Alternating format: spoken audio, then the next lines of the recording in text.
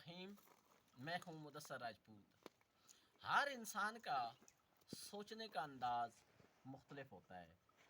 ہر انسان کی ذہنی approach, history, back ground, family back ground, environment, educational history, educational back ground بالکل مختلف ہوتا ہے۔ تو پھر ایسا کیوں ہوتا ہے کہ مختلف لوگوں کے مختلف ہیرو ہوتے ہیں؟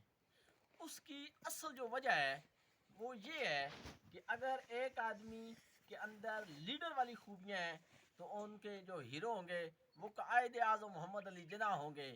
اگر کوئی مفکر ہوگا تو اس کے لیڈر ڈاکٹر علامہ محمد اقبال ہوں گے۔ انسان کا جو شوق ہے، انسان کا جو وہ لگن ہے، وہ اس کے ہیرو کو، وہ اس کے دوستوں کو، وہ اس کی مجلس کو آئیڈینٹیفائی کرتے ہیں۔ انسان لڑکا اگر ایک اسکول جا رہا ہے تو آپ اس پہ ذرا غور کریں کہ وہ اپنے جیسے بچوں کی شناخت کر کے ان کے پاس بیٹھتا ہے۔ شرارتی بچے شرارتی بچوں کے پاس بیٹھتے ہیں، ذہین بچے ذہین بچوں کے پاس بیٹھتے ہیں۔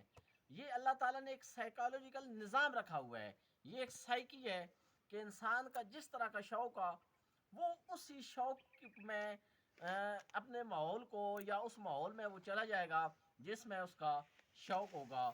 اور یہی ایک پیمانہ ہے ہیروئزم کا، یہی پیمانہ ہے کسی کو لائک اور ڈس لائک کرنے کا، یہی پیمانہ ہے کسی کی پیروی کرنے کا، یہی پیمانہ ہے کسی کو عالم ماننے کا، یہی پیمانہ ہے کسی کو لیڈر ماننے کا۔